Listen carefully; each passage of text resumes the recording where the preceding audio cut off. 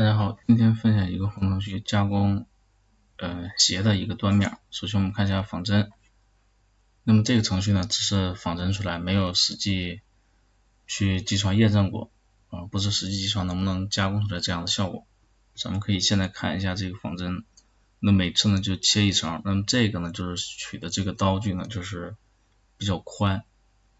然后呢直接就加工出来这么宽的这样的一个面。那我们看一下这个程序，这个程序呢并不长，用的是之前的那个正弦这个曲线呢去加工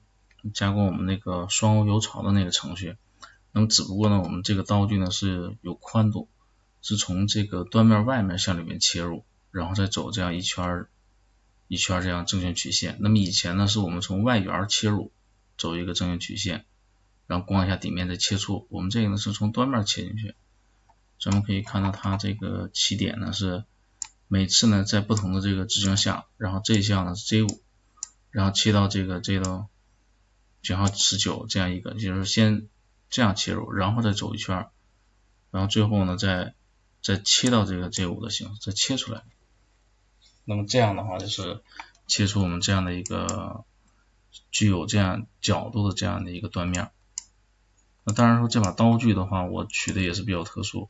那么它这个方向呢这个角度要能够让出来我们这个倾斜的这个角度，因为我们这个倾斜的这个角度呢不能太大。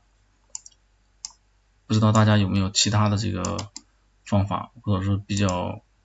合理的在实际生产中能够切出来的这样的一个效果。那么这个程序咱们可以去看一下，就是我这个就是起点切入和这个切出呢是有一个特殊的，有时候在这个 X 每次切的这个分成的直径，然后在这个 J5 的这个位置起点切到这个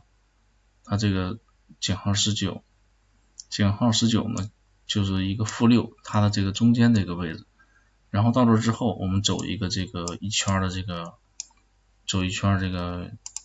正弦曲线，然后最后再切出来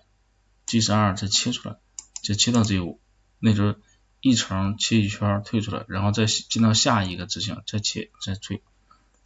好，大家有其他的思路呢咱们可以一起讨论一下。这个程序就分享到这里。